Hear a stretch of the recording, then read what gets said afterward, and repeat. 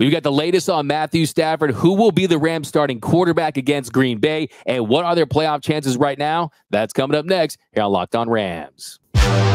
You are Locked On Rams, your daily Los Angeles Rams podcast.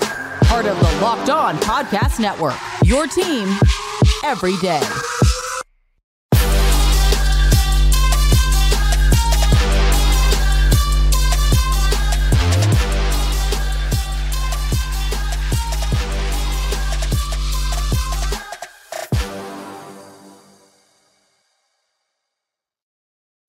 What is up, Ramley, and welcome to another edition of Locked On Rams, your daily podcast covering your Los Angeles Rams, free and available wherever you get your podcast. Locked On Rams, part of Locked On Podcast Network, your team every day. We're also available over on YouTube, so if you haven't yet, be sure to subscribe to the Locked On Rams YouTube channel. We're trying to get to 10,000 subscribers, so join that party. Hit that subscribe button, hit that notification bell. If you really want to support the channel, hit that like button, and let us know. What do you think needs to be next for Los Angeles Rams? What should they do at the quarterback position? Do you think they'll make the playoffs? We want all your Rams takes down below.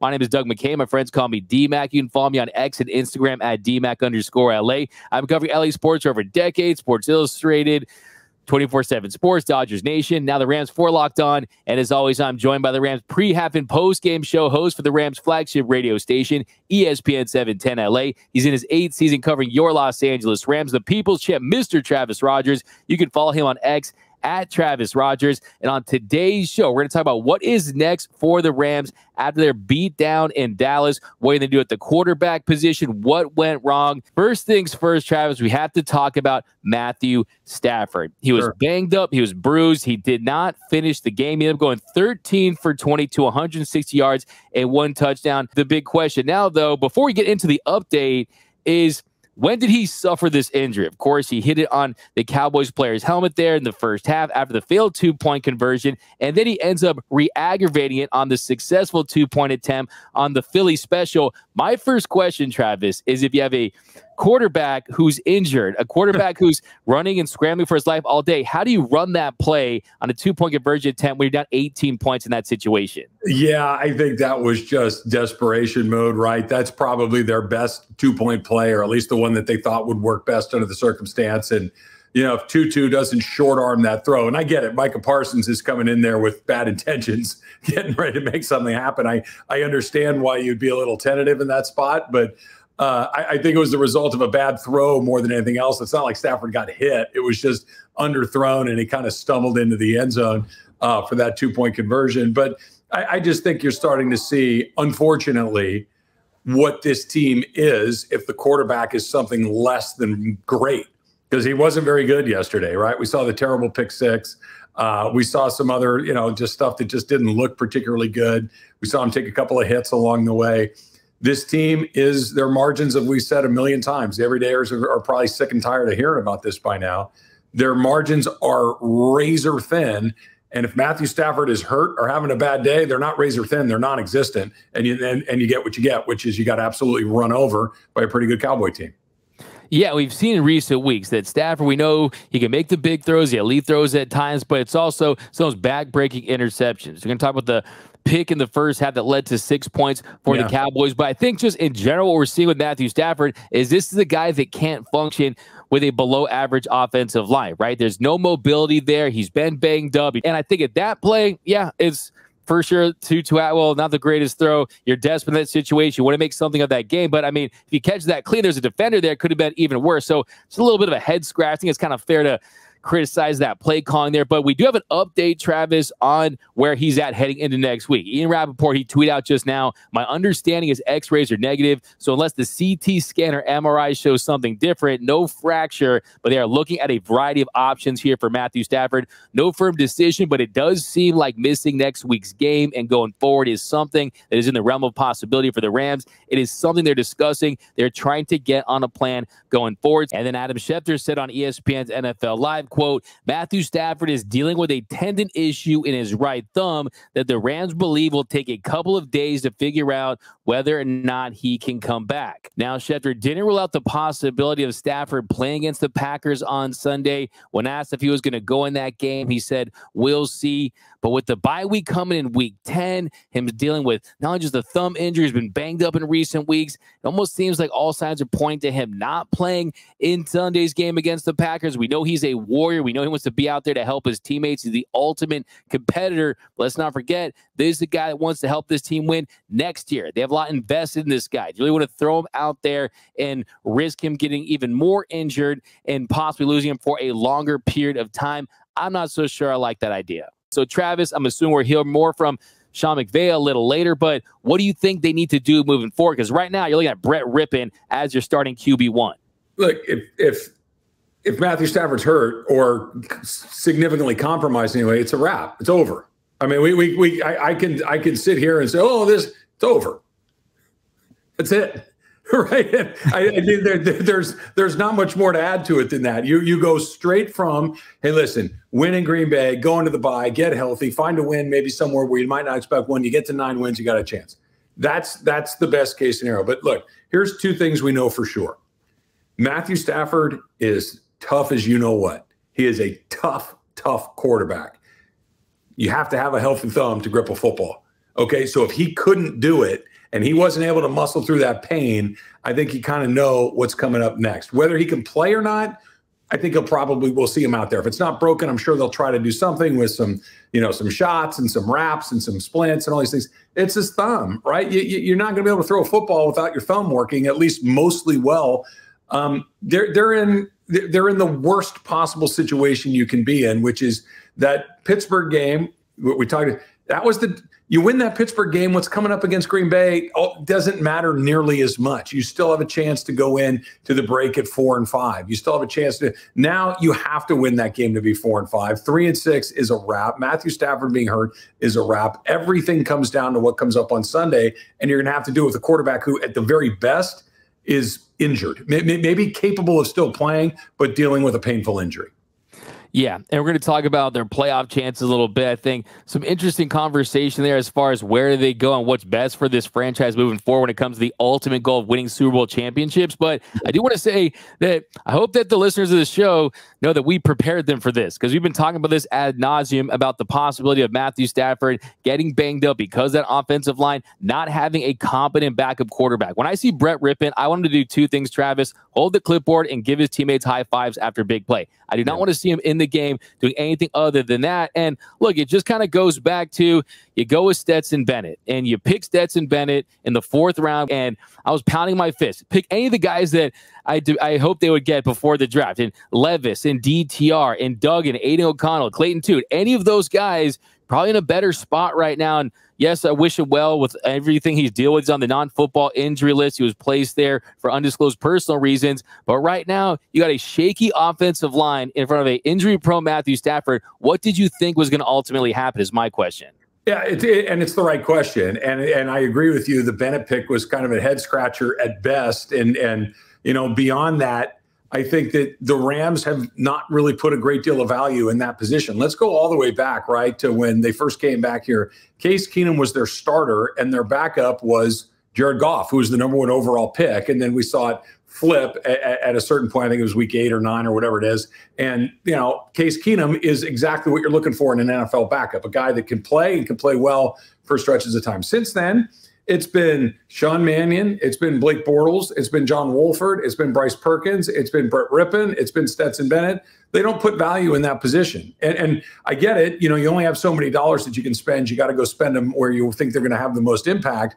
But you're right, D-Mac. This is a team that is absolutely reliant on number 9 behind an offensive line that it's probably better than I think we might have thought, but it's still not a great offensive line. It's serviceable for the most part, but he's going to take some shots, and he's hurt. And now you are where you are. You're 3-5, looking at a must win, and you might have to do it with a backup quarterback. Yeah, I think the question now is, what do you do? Because look, the reality is in the NFC, the 7th team to make it could be one of the worst playoff teams in NFL history. With the Vikings losing Kirk Cousins, it's still going to be wide open. You look at playing the Packers, the Seahawks, and the Cardinals, teams like that. So there is a world where if you go 2 of your next 3, you win your next 3, you're right back to that 50% playoff chance mark. But I think, do you really go and look for a Carson Wentz? You really go out there and get a Colt McCoy, some of these guys hot off the street, or do you go with a Brett Rippon? If you do want to be the overachieving team that's making the playoffs, if Stafford has to miss time, Brett Rippen's not going to give you a good chance to win. Look at what they do, not at what they say. And they've been doing it all season long. This is not a surprise to people that have watched what they've done. It's unfortunate because I think we got duped a little bit, and not in a bad way, but let's go back. The only game that they've played all season long that was legitimately like, that looks really good, was week 1. We know how week 1 can be super misleading. Seattle turns out is really good. The Rams are kind of mediocre, maybe struggling to get to mediocre. Since then, good half against San Francisco. And on the heels of Seattle, you're thinking, hey, this is a pretty good team. Fact of the matter is, since that first half against San Francisco, they haven't played well. They really haven't played well at all. They blew a 23-0 lead in Indianapolis and escaped by the fortune of a coin toss that went their way. Colts get the ball there. Who knows? You could be talking about 2-6 at this point. You beat an Arizona team that's dreadful. You beat them. Other than that, you've lost. And really, some have been a little more close than others, but this is a team that is set up to be good next year. And we got off to a little bit of a weird start. Fact of the matter is, this was not supposed to be the year. It's not going to be the year. And it just got even more challenging with Matthew Stafford having one thumb. Absolutely. It's a great point, Travis. And honestly, like I always say, reality isn't always rainbows. The reality is they're losing games because they have one of the least talented rosters in the NFL right now. And week 1 lies, as you point out, to the Seahawks. If they played the Seahawks tomorrow, it would not look pretty. They right? haven't, you can look looked like that since the opening week of the season. They haven't played 2 halves much. They just that team that day was really good. It's been 2 months since we've seen that. It's been 2 months. It's been a while. A lot of frustrating losses since then. We're going to pick this up in the second segment here. You don't want to miss this. Why the Rams were a disaster in Dallas. We're going to break it all down. We're going to talk about what's next for this team. Where should this franchise go after this? That's coming up next here on Locked On Rams. Our partners at eBay Motors have teamed up with Locked On Fantasy Football host Vinny Eiler to bring you some of the best fantasy picks each week all season long. So whether you're prepping for a daily draft or whether you're scouting the wire each week, we're going to provide you with players that are guaranteed to fit on your roster. So let's see who Vinny has us picked out on this week's eBay's Guaranteed Fit Fantasy Picks of the Week. Let's go with an SC Trojan. Falcons wide receiver Drake London had a pretty quiet week 8 against the Titans secondary as he caught only 5 passes for 55 yards. But he should be targeted to get on track this upcoming week with a much bigger game against a vulnerable Vikings secondary in week 9. And with potential quarterback change coming to Tyler Heineke, Atlanta should be more effective downfield passing the ball. London could also see a lot of volume in that game. Vinny Eiler from Locked On Fantasy Football is going to help you win your fantasy championship. And eBay Motors knows the championship team is about each player being a perfect fit. Same with your vehicle. And with over 122 million parts for your number one ride or die, you can make sure your ride runs smoothly. Brake kits, LED headlights, roof racks, bumpers, whatever your baby needs. eBay Motors has it. And with eBay's Guaranteed Fit, it's guaranteed to fit your ride the first time, every time, or your money back. Plus, at these prices, you're burning rubber, not cash. Keep your ride or die alive at ebaymotors.com. eBay Guaranteed Fit only available to U.S. customers. Eligible items only. Exclusions apply. And we are off and running here on Locked On Rams. Think of making Locked On Rams your first listen every single weekday, free and available wherever your podcast. Locked On Rams, part of Locked On Podcast Network, your team every day. We want to send a special shout out to our everyday listeners. We appreciate you. I saw some of you guys were in Dallas. You were tweeting about the show. We appreciate that. And that's awesome. Definitely join that Everyday Listeners Club. It's 100% free, and you won't miss a thing about your Los Angeles Rams. By the way, Travis, you mentioned fantasy football. I may or may not have had CeeDee Lamb on my fantasy team yesterday. So I want to mention that. Definitely, I was not happy about that at all. I was not happy about any of those catches or touchdowns. It's the silver lining in the black cloud. The black cloud was the game. The silver lining is your fantasy team. It's CeeDee Lamb going hand. I was miserable. I was pissed about it. But so here in a second segment, I want to pick it up what you were talking about as far as this team and the offensive line. Because, look, the reality is the offensive line, the first big reason why they lost yesterday, the offensive line was outright offensive. Rob Havenstein, of course, he missed the game. Stafford was really a sitting duck yesterday. 15 pressures allowed, 5 QB hits, 2 sacks. The Rams If you look at their PFF grades, we know Boom, 44.1, Dotson, Coleman Shelton, 43.7, Steve Avila really had his worst game as a pro at 34.2. He's a rookie. That's to be expected at times. But really, what I really want to point out, though, is that Stafford is kind of forced to get the ball out quickly because he's relying on those pre-snap reads, right? If you look at the pick six right there, he knows the pressure is coming. He knows he has to get the ball out. He guessed wrong. He goes on the out route, on the choice route, and Bland, he runs it back for a pick six. So really the point I'm trying to make is that number as far as the sacks and the hits, it could have been higher if he's not getting the ball out quicker. So just a recipe for disaster for that Rams offensive line and Matthew Stafford yesterday. I guess if there's a good thing to come out of yesterday, it's that there were no good things to come out of yesterday, right? Like you'd almost just burn it to the ground and say, whatever, throw the proverbial throw away the film game. We're not even going to watch it. We're going to move on. Because you're right. Everything you said about the offensive line was bad. Matthew Stafford was bad. Now, there might be extenuating circumstances to why he was bad. Cooper Kupp was bad. Puka Nacua was a non-factor. The defense could not get off the field when they needed. Their special teams were bad, right? They had a punt blocked along the way. Maybe Lucas Haversick knocking in a couple of field goals is a good thing. So I guess there's another silver lining there. But you're right. Look, the margins are small. They were non-existent yesterday. And when you heard Sean McVay after the game talk about it, once that tidal wave of bad play started, there was no getting out from underneath it. It was just too much. And certainly, we could talk about Dallas a little bit, I guess. Dallas is pretty good. I don't know if they're on the level with the Eagles and maybe the Niners and the Lions, but that's a good team. And you give them some extra chance. You get them going downhill. You're not going to find a way to do that. So it got off bad. It started bad. Bad call against the Rams. 2 bad calls against the Rams. But just everything about yesterday was a you-know-what. And I guess if there's something about it, you flush it, you keep it moving.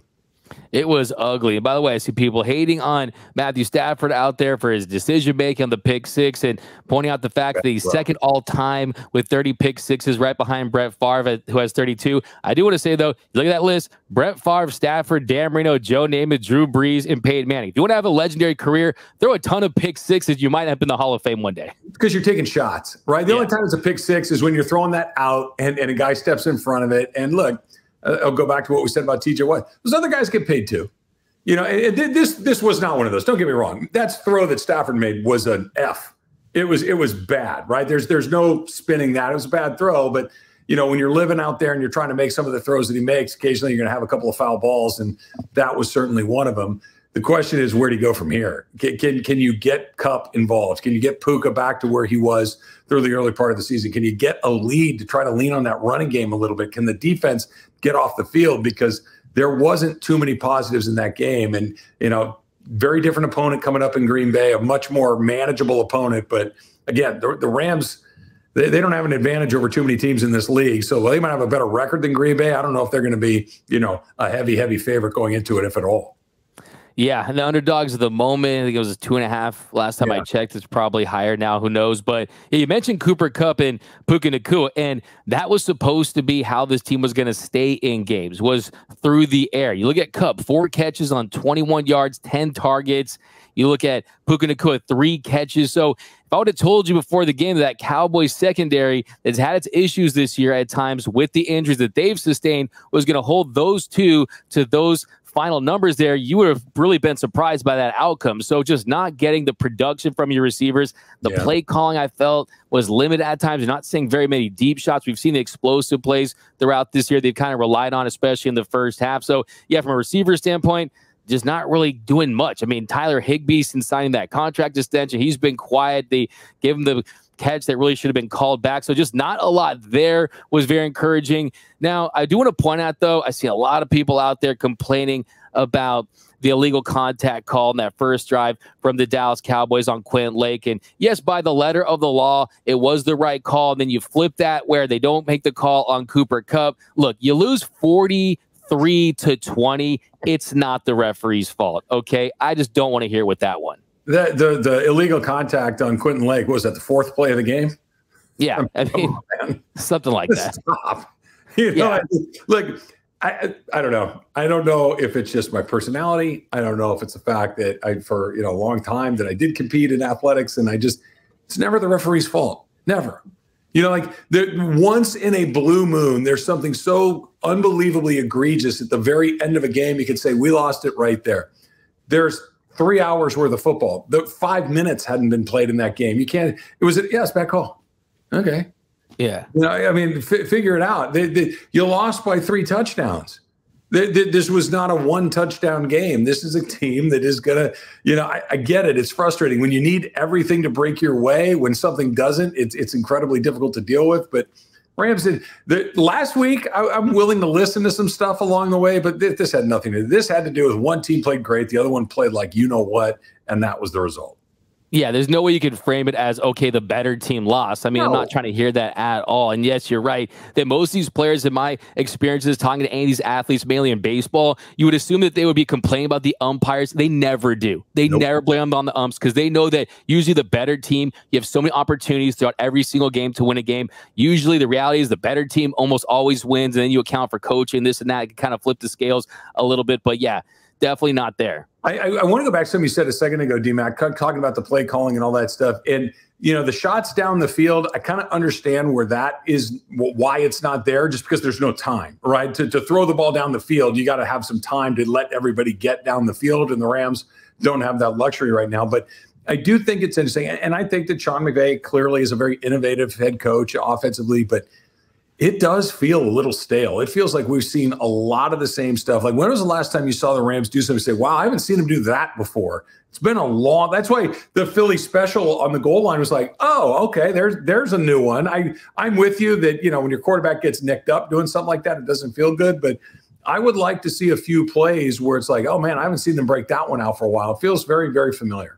Oh, no, trust me, Travis. In the moment, I was yelling Philly special. I was yelling LA special, thinking we were going to come back. I was excited. This is all hindsight, knowing he was injured. Trust me, in the moment, I loved the call, and I was okay with it. But, yeah, sure. You mentioned some of the stale offense. And, yeah, they've been limited. You see a lot of pistol. We talk about, everyday listeners will know, last week we talked about how ineffective that empty set has been. You look at the pick six, you look at some of these plays, and, yeah, he's not being able to step into throws. That's another problem as well. But also, I'm starting to question LaFleur, and if that was the move, because we see guys like Zach Taylor and some of these other guys that had an impact on Sean McVay. We know McVay, he's the guy calling the plays that ultimately runs through him, but look at the run game yesterday, 24 rushes, 92 yards, a 3.8 average. Hendo, look, love the guy. He's great on the screen pass, but so far, 92 yards and a touchdown, 30 attempts at 2.6 average. Yesterday, 3 yards per carry. Your Oregon Duck, by the way, Royce Freeman, probably one of the only bright spots, him and Haversick, 44 yards on 9 rushes, a 4.9 average, but not establishing the run.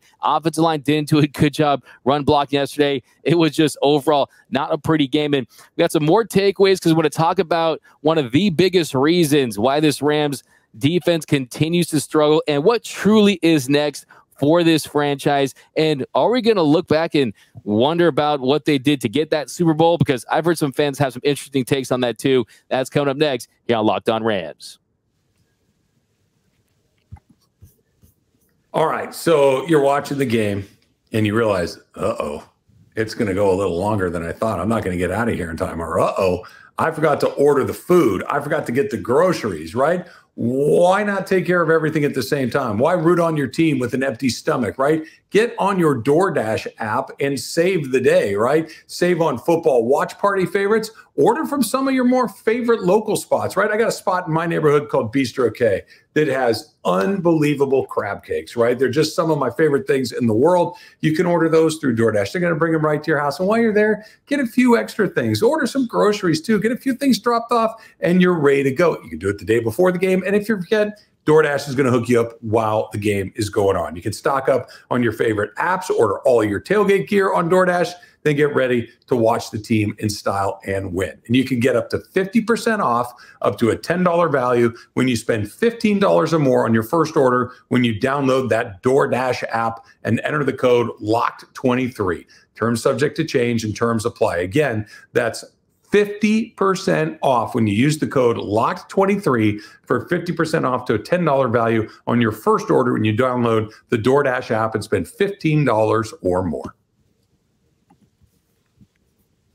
And welcome back to Locked On Rams. Thank you for making Locked On Rams your first listen every single weekday, free and available wherever you get your podcast. Locked On Rams, part of Locked On Podcast Network, your team every day. So, Travis, we'll get right back into it. One player that has been very frustrating to watch all season. Kind of want to touch on Darian Kendrick, because Darian Kendrick was barbecue chicken. Once again, allowed 6 catches on 7 targets for 66 yards and a touchdown. You saw Lamb just getting going the other way on that rocker move for the touchdown. It's the penalties. I mean, he gets a deflection on one play, and he's acting like he made the game-winning stop, and then he gets a penalty on the next play. I mean, I just don't think he has the requisite skill set and speed to be an every down starting cornerback in the NFL. I think one of the changes I want to see Trey Tomlinson get a chance. I want to see some more Duke Shelley, because I'm not so sure what I'm seeing out of Darian Kendrick really makes a lot of sense moving forward. Yeah, DK is one of those guys I think is a good one, bad one, which is a bad ratio as a defensive back. You're going to give up some plays. You're going to get a penalty here and there. You're going to give up a touchdown here and there, but it can't be 1 for 1. It can't be one good one, one bad one, one good one, bad one. And that's what it kind of feels like with him. You took the words right out of my mouth. I'd like to see number 6 out there a little bit more. I'd like to see him because, look, I know football players and coaches hate to say this, until we're out of it, we're not out of it. They're kind of out of it. Right. So let's I'm not saying you quit and you don't try, but what you've been doing is put 3 wins on the board in 8 games. You got to win 6 of your next 9 if you're going to get in there. Doing the same thing over and over again, expecting a different result is the definition of insanity. So let's do something different. Let's put some guys out there and see what it is, because if it's worse, okay, we know. If it's better, it's the best of both worlds. It's better in the sense that you got a better chance to win a game week to week, and it's better in the sense that you found a guy who's going to get some real NFL action and get you ready for not only the rest of this year, but for the rest of next year as well. But I'm with you. I think the Darian Kendrick thing, we've seen it. It's okay, I guess, but it's certainly not good enough. Yeah, first of all, I just want to say I love that quote that you said about the insanity that's from Doc Brown's dog, right? And Back to the Future. Love that guy. It's such a smart, intelligent dog right there. But Astro. Yeah, there we go. That's what I'm talking about. My man Einstein over there. Yeah. Now, you look at really where this team is headed, and look, the reality is right now, bring my facts to the fight, mathematically, like you said, they are still in an 18% chance to make the postseason, right? 15% chance to be a wild card team, 3% chance to win the division. If you do win your next 3 games, and you're sitting at 6-5, that goes up to close to 50%. That's a big if from what we've seen from this team, where they're at right now from an injury standpoint. I think you mentioned Trey Tomlinson and a reason to put him in there. I think that people need to understand out there what this team is about this season. Because yesterday, you know what it looked like, Travis? It looked like a team that had $75.3 million in dead cap. It looked like a team that traded Jalen Ramsey and didn't bring back Bobby Wagner, Leonard Floyd, and A'Shawn Robinson. It looked like a team that had tons of rookie starters, and who they've hit on a bunch of them, I will add, and a team that really is just bereft of the overall base level talent to be a good team in the NFL. They have 3 ultra talented guys, but they're also probably on the back of their career, right? There's more yesterdays than tomorrows in Aaron Donald's and Cooper Kupp's and Matthew Stafford's career. They're elite, but it's like an album and you have like 3 hit singles. There's a lot of filler tracks, a lot of skips. This roster has a lot of skips on it, right? So you can't expect this team to be more than what they truly are, which is a team that's rebuilding and looking towards next season. Whatever happened this year was going to be good. If they made the playoffs, it was going to be considered overachieving. But I think now we are having a long look in the mirror and accepting what this team truly is. Well, like you said, the 3 big names, right? You got Kupp, Donald, and Stafford. Those are the 3 guys. Hey, we got Kupp, Donald, and Stafford. We got a chance. Okay. What was not said was if Kupp, Donald, and Stafford are at their very best versions of themselves, you got a chance. None of them are. None of them are.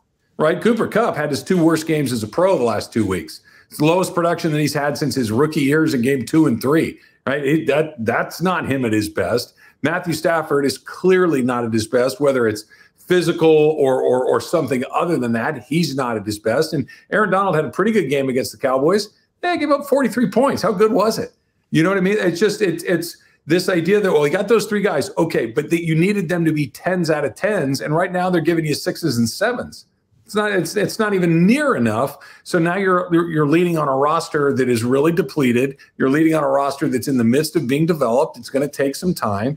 So this is what you get. Again, coming into this season, and look, we can talk about this through the rest of the week, D-Mac. I don't mean to go on too long of a monologue here, but we're a lot closer to saying, hey, what's going on down here than what's going on up here, right? And very soon you're going to have to start thinking, okay, what is Arizona doing? What is Chicago doing? And start thinking in terms of that, as opposed to, hey, how do we get to 9 wins? Because 3 is a much, much, much better number than 7. And you need to be very careful about winding up with 7 wins, because that's the worst case scenario.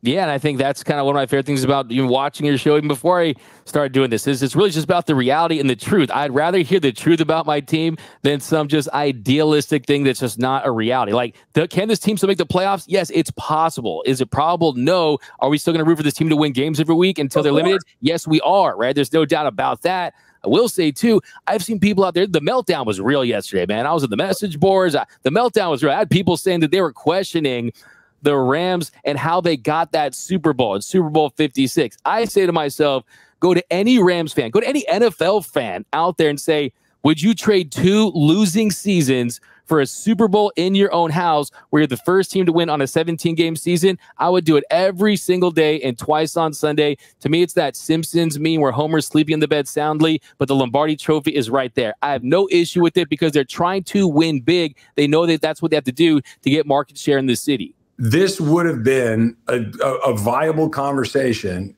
had they lost to the Bengals, had the 49ers clipped them in the NFC Championship. Then we're talking about, hey, what exactly did you buy, right? That's not what happened. They won a Super Bowl 2 years ago.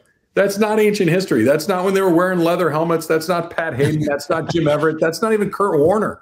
They did it with that quarterback, with that head coach in that stadium 2 years ago.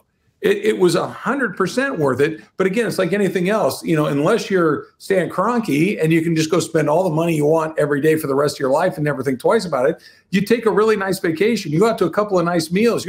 At some point, you got to say, I got to chill out. I got to pay the bills. I got to get caught up again. They're getting caught up right now. And it was 100% worth it. Exactly. 100%. I couldn't agree more. I think, too, you have to point out that the city they're playing in is also aligned with that. If there were some middle market team, it'd be like, okay, we want to win. We want to win 10, 11, 12 games. They realize the only way to do it in this town, to see less 49ers fans and less Cowboys fans in their stadium, is to win big for numerous seasons. So I have no issue with how they handle it. We can talk about some of the draft misses that they had and maybe where some of these extensions the right deal. We'll have that for another episode, but I'm still okay with where this team's at. They have hit on a lot of these picks. It's going to be tough sledding, and we'll wait to see what happens with Matthew Stafford. But that's going to do it for this episode of Locked On Rams. My name is Doug McCain. You can follow me on Twitter and Instagram at DMAC_LA. And as always, you can follow the People's Champ at Mr. Travis Rogers. And until next time, whose house is Locked On Rams house?